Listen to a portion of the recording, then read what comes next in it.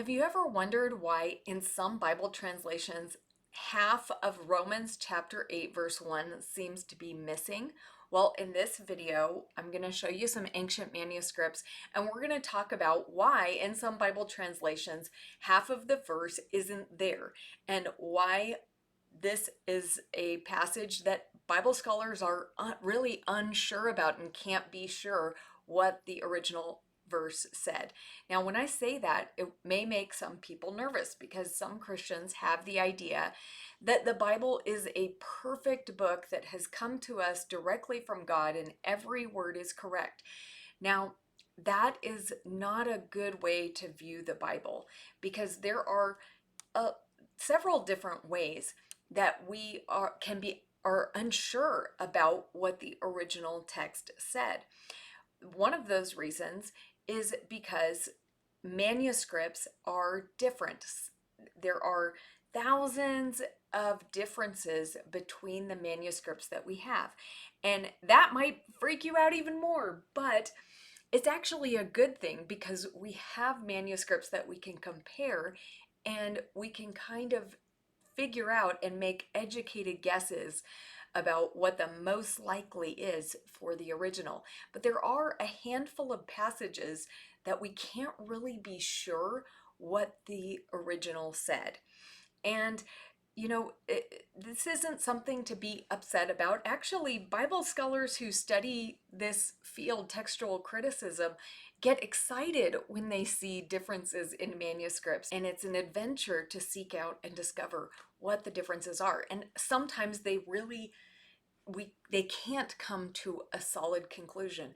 But even if we take all of those passages that we're unsure about and we just threw those out completely, we would still have a very good picture of who Christ is. All of our Christian doctrines would remain the same. There's the things that are really important in the Christian faith are said many times in the Bible, and there are many passages that are completely clear and that there's no discrepancy between. So don't get too nervous if we can't figure out exactly what the original in Romans chapter 8 verse 1 said.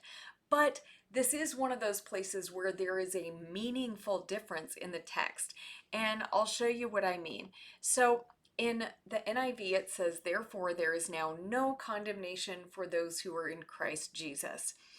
Now, the difference is in the King James Version, it says, "There is therefore now no condemnation to them which are in Christ Jesus, who walk not after the flesh, but after the Spirit." That part in red is completely missing in a lot of translations. Why? Now let's look at some of the ancient manuscripts and see if we can figure out why this difference exists. What I'm showing you on the screen is from the Codex Vaticanus, which is a 4th century manuscript, a very important Bible manuscript. I've underlined Romans chapter 8 verse 1 in red, and in Greek it says "Uden aranon katakrima tos in Christo Isu." Now, don't quote me on the pronunciation, okay? My Greek pronunciation is not good at all. But it says, "Therefore, there is now no condemnation for those who are in Christ Jesus." And that's all it says in the Codex Vaticanus. And since that is one of our most ancient manuscripts of Romans, that is a big deal. It doesn't have that second half of Romans chapter 8, verse 1. But now, let's look at the Codex Sinaiticus. Now, this is another very important ancient manuscript. And I've underlined the same verse in red. Now, this one also just says, "There is therefore now no condemnation for those who are in Christ Jesus." But this one has something a little bit strange. I loved this when I discovered this. See where my red arrow is pointing? It's pointing to an arrow on the page. And if we look at the top of the page, there's an arrow there that has some smaller writing written, and it's actually saying the rest of that verse of Romans chapter 8 verse 1. It says, "Who do not walk according to the flesh, but according to the Spirit." Now, I don't know if that was added in later by a different scribe, or if that was the original scribe who just forgot to put that verse or wrote it at the top. I don't know. Or if he wasn't sure if it belonged there, so he put it up there. All I know is that it is there, Codex Sinaiticus, at the top of the page with a little arrow. Now, I just wanted to show you what the whole page looks like. Codex Sinaiticus has 4 columns, and you can see where that part of the verse has been written in at the top. So let's look at the next one, Romans chapter 8, verse 1 in Codex Alexandrinus. Now, this is also a very important manuscript. And this one's interesting because it has half of that clause, but not the entire thing. It says, therefore, there is now no condemnation for those who are in Christ Jesus, who do not walk according to the flesh. It doesn't have the part, but according to the Spirit, but it does have half of that clause from the King James Version. So that's really interesting. And the Codex Alexandrinus is from the 5th century. So it's got half of that clause. Well, are there any that have the full clause that we're looking for? Yes. We're looking now at the Codex Claromontanus. Now, this is from the 6th century. And Romans 8:1 there says, therefore, there is now no condemnation for those who are in Christ Jesus, who do not walk according to the flesh, but according to the Spirit. Now, what's really interesting here, too, though, is that this, where you see that I've put the red arrow, that is where that clause starts that says, who do not walk according to the flesh, but according to the Spirit. And the words are written smaller. So I'm not sure what to make of that. It's hard to say why it's written in there smaller. It's hard to say if it was added later.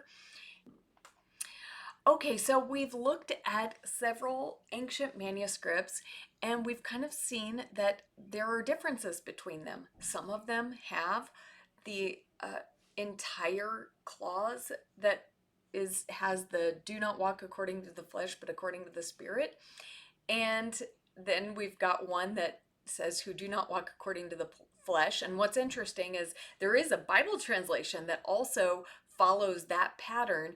The Wycliffe Bible only has that part of the clause that says who do not walk according to the flesh. So that's kind of interesting. And then we've got the Geneva Bible from 1599 that says the entire clause, that do not walk according to the flesh, but according to the Spirit. So there's interesting differences here. A lot of the more modern translations have opted just to say there is therefore now no condemnation for those who are in Christ Jesus, and that's where the verse ends.